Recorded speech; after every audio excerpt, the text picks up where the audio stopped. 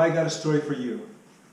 So this past Saturday, the young woman I've been coaching, who, if you're familiar with my channels, then you'll be familiar with Natalia.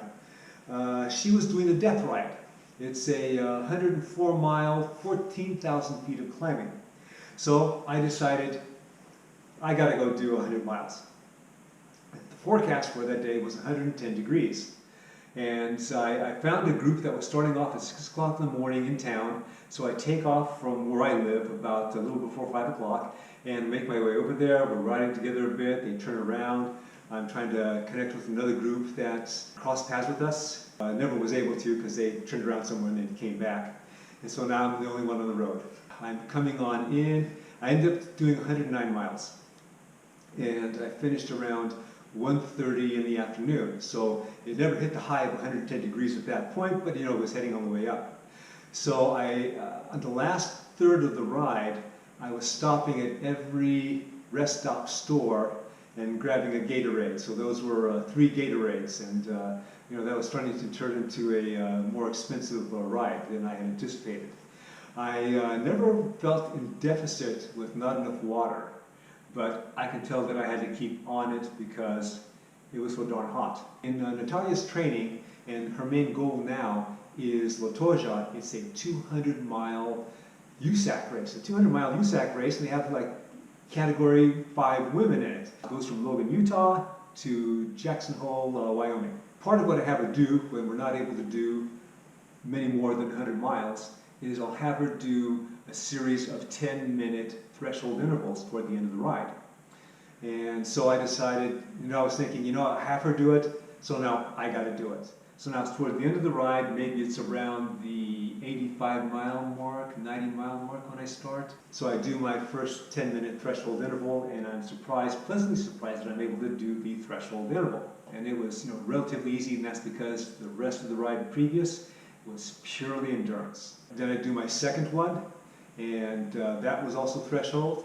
And then the third one, I don't know if I started off too fast because I was feeling really good about the other 2 intervals, or the heat was catching up, or a little of both. I lasted about 6 minutes, and I figured, okay, that's good enough. So I cruise on in to my house, and I drink a bunch of water, and then I make my frozen fruit, frozen kale recovery smoothie. And it was a little too thick, so then when I take the first swallow, it hangs around a bit.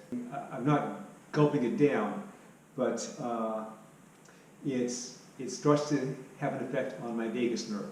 So now comes the AFIB part of the story, is that when you're an AFIB, you got to watch certain things, and for me, drinking cold things is okay, but I do it slower because of its possible effect. Because if it agitates the vagus nerve, that can stimulate the heart in a way that you don't want it to be stimulated, right? My heart was starting to turn. I don't call it full AFib, but it's the ramping up to AFib section.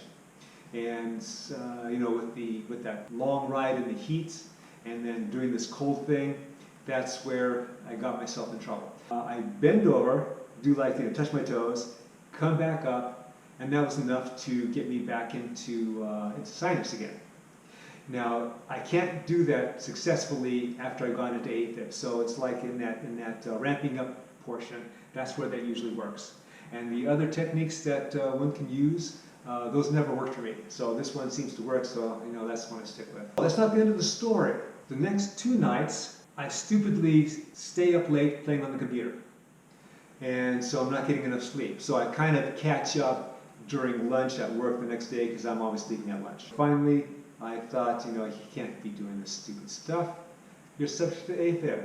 So I had a good nap, and then had a good night's sleep, and then I was fine after that. I didn't feel that weakness because even though I wasn't starting to convert in those following 2 days because of the bad sleep, I could tell that I was just weaker in my chest, in my heart. So that's where I really have to be careful too. I guess the moral of the story is, if you are subject to AFib like me, don't do stupid stuff. All right, that's it. I hope you got something out of this. And as always, remember, comment, like, subscribe. The Cycling Greek.